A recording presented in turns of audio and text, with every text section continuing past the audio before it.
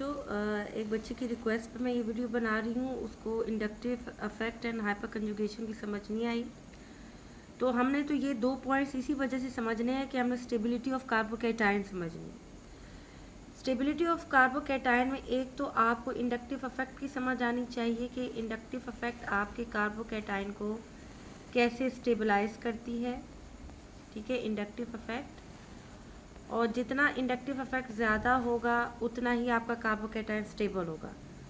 दूसरा जो हमें समझ आना चाहिए वो है हाइपर कंजुगेशन। ठीक है, हाइपर कंजुगेशन।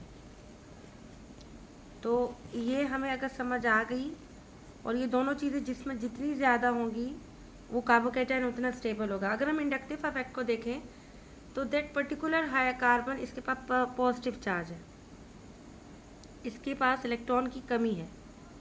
ठीक है, कार्बोकैटायन है विद अ पॉजिटिव चार्ज है। अब ये कार्बोकैटायन आप देखें तो आपके पास एक आर ग्रुप है और दूसरा आर ग्रुप है। ठीक है, 2 आर ग्रुप है। तो दिस इज का सेकेंडरी कार्बोकैटायन। ठीक है, या सेकेंड डिग्री कार्बोकैटायन। तो मैं सेकेंड डिग्री कार्बोकैटायन लिख रही हूँ। अच्छा, अब देखें बेटा, अगर मैं कार्बन में पॉजिटिव चार्ज है तो वो जाहिर है अपनी इलेक्ट्रॉन की जो डेफिशिएंसी है उसको ओवरकम करने के लिए अपने साथ वाला जो अटैच है कार्बन उस पर असरअंदाज होगा।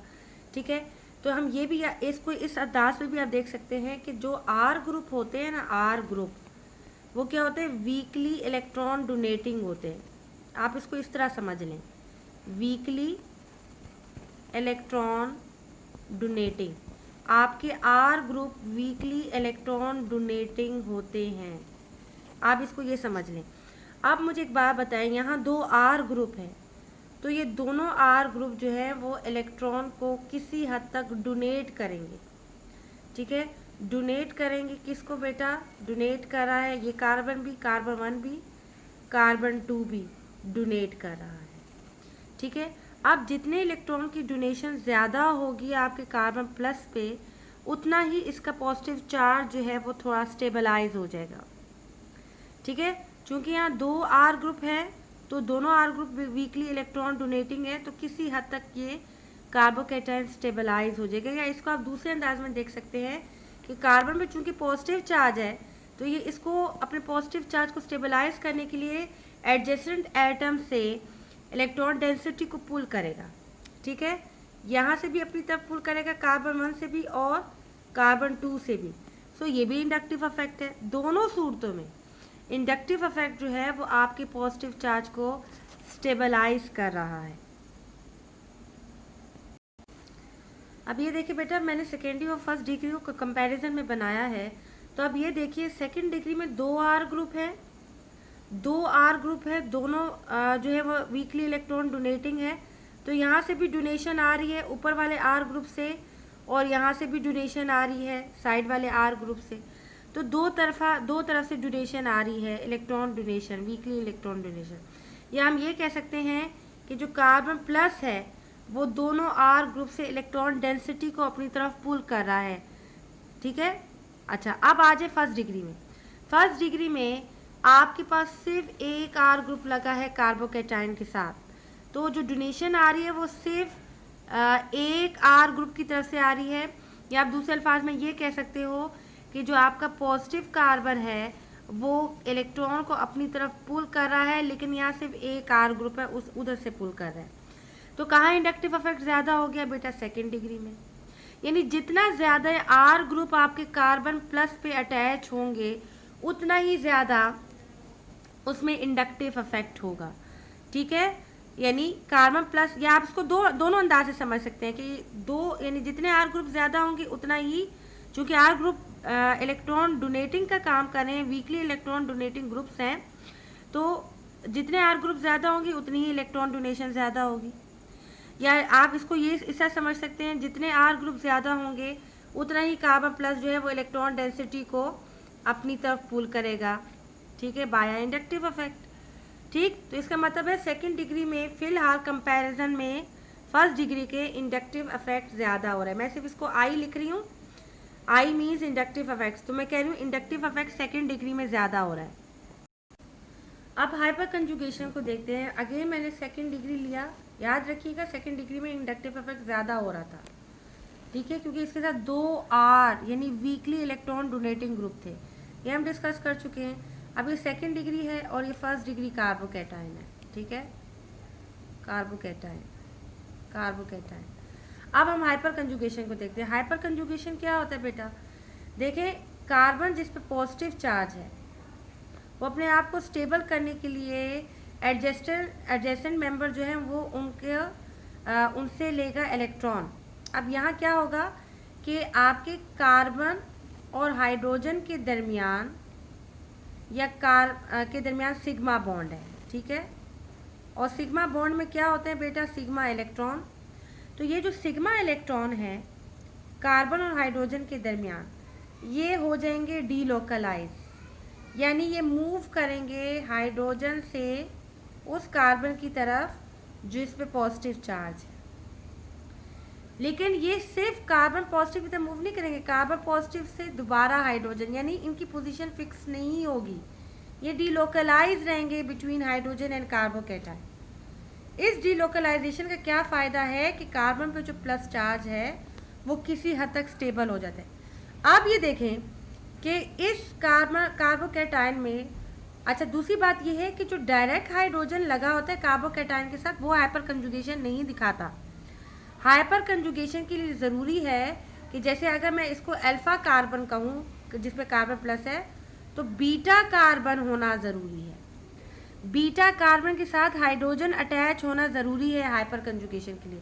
तो अगर मैं सेकेंड डिग्री में देखूँ तो मेरे पास एक बीटा कार्बन में 3 हाइड्रोजन है, दूसरे बीटा कार्बन पे भी 3 हाइड्रोजन, टोटल 6 हाइड्रोजन है जो हाइपर कंजुगेशन में हिस्सा लेंगे, ठीक है। अब आ जाए फर्स्ट डिग्री में। फर्स्ट डिग्री में हमारे पास ये डायरेक्ट हाइड्रोजन अटैच है, ये तो हाइपर कंजुगेशन में हिस्सा नहीं लेंगे, लेकिन मेरे पास एक ही बीटा कार्बन है, ये अल्फा कार्बन हो गया जिसे मैंने कार्बोकैटायन कहा है, और ये साथ वाला बीटा। अब बीटा कार्बन के साथ सिर्फ 3 हाइड्रोजन है, तो यहाँ सेकेंड डिग्री में 6 बीटा हाइड्रोजन है, फर्स्ट डिग्री में 3 बीटा हाइड्रोजन है, तो हाइपर कंजुगेशन कहाँ ज़्यादा होगी, हाइपर कंजुगेशन ज़्यादा होगी सेकेंड डिग्री में as compare to the first degree. Hyper conjugation, ठीक है, ज़्यादा हो रही है, तो आपका जो कार्बोकैटायन है वो ज़्यादा स्टेबलाइज होगा सेकेंड डिग्री में। तो हाइपर कंजुगेशन और कुछ भी नहीं है, जो आपका कार्बन और हाइड्रोजन, बीटा कार्बन और हाइड्रोजन के दरमियान जो सिग्मा इलेक्ट्रॉन होते हैं, जो सिग्मा इलेक्ट्रॉन होते हैं, ये फॉर अ शॉर्ट टाइम ये डीलोकलाइज हो जाते हैं जब तक ये कार्बन प्लस जो है वो ख़त्म नहीं होता। तो ये जो सिग्मा इलेक्ट्रॉन है डीलोकलाइज होते हैं, यहाँ फिरते रहते हैं कार्बन प्लस से हाइड्रोजन, फिर हाइड्रोजन से कार्बन प्लस। तो that delocalization of sigma electron between carbon and hydrogen is called hyper conjugation. तो जितने बीटा कार्बन में हाइड्रोजन ज़्यादा होंगे उतनी ही हाइपर कंजुगेशन ज़्यादा होगी। अब देखिए ये carbon plus direct 3R group से अटैच है, कार्बन 1, कार्बन 2 यानी R2, R3, 3R ग्रुप से अटैच है, तो इसका मतलब है this is third degree carbocation.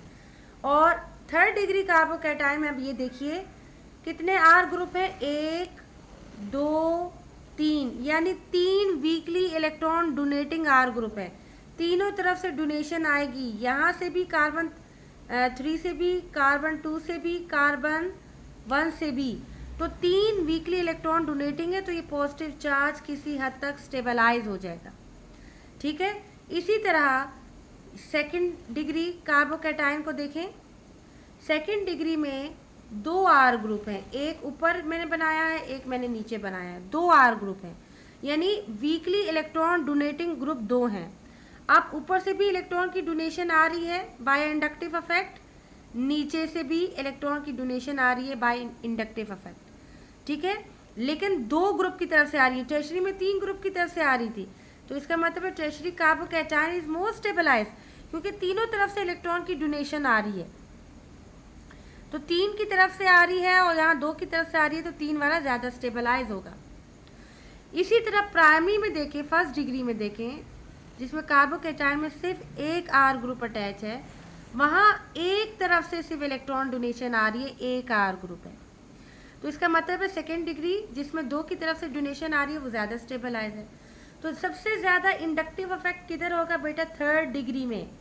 यानी मेरा कार्बोकेटाइन 3 R ग्रुप से इलेक्ट्रॉन डेंसिटी को खींच रहा है और सेकेंड डिग्री में 2 R ग्रुप की तरफ से खींच रहा है कार्बोकेटाइन इलेक्ट्रॉन डेंसिटी। ठीक है, तो ये हो गया हमारे पास इंडक्टिव इफेक्ट। अब हाइपर कंजुगेशन को देखते हैं। अब देखें, हाइपर कंजुगेशन के लिए बीटा कार्बन के साथ हाइड्रोजन अटैच होना ज़रूरी है। बीटा कार्बन पहले देख लेते हैं। कार्बन प्लस के साथ एक कार्बन डायरेक्ट ये अटैच है, ये बीटा हो गया, ये भी बीटा कार्बन है, ये भी बीटा कार्बन है। बीटा कार्बन के साथ देखें, जितने भी हाइड्रोजन है वो हाइपर कंजुगेशन में हिस्सा लेंगे, यानी उनके इलेक्ट्रॉन डीलोकलाइज होंगे टूवर्ड्स कार्बन प्लस। ठीक है, तो यहाँ टोटल हमारे पास 9 हाइड्रोजन हाइपर कंजुगेशन में हिस्सा ले रहे हैं।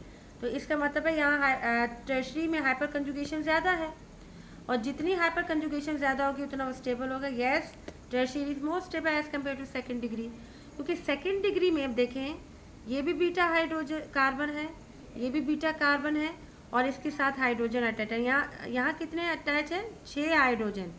6 हाइड्रोजन के इलेक्ट्रॉन डीलोकलाइज होंगे, यानी 6 हाइड्रोजन हाइपर कंजुगेशन में हिस्सा ले रहे हैं। अब 9 की हाइपर कंजुगेशन ज़्यादा होगी या 6 की? ज़ाहिर है 9 की, तो इसका मतलब है tertiary is more stable than as compare to second degree. और अगर सेकेंड डिग्री और फर्स्ट डिग्री को देखें, तो फर्स्ट डिग्री में एक ही बीटा कार्बन है जिसमें 3 हाइड्रोजन है, तो ये हाइड्रोजन और कार्बन के दरमियान जो सिग्मा बॉन्ड है, इनके इलेक्ट्रॉन डीलोकलाइज होंगे टूवर्ड्स कार्बन प्लस, लेकिन यहाँ सिर्फ 3 हाइड्रोजन हिस्सा ले रहे हैं हाइपर कंजुगेशन में। ठीक है, तो इसका मतलब है फर्स्ट डिग्री में हाइपर कंजुगेशन सबसे कम है, तो ये सबसे कम स्टेबल होगा as compare to tertiary, as compare to second degree.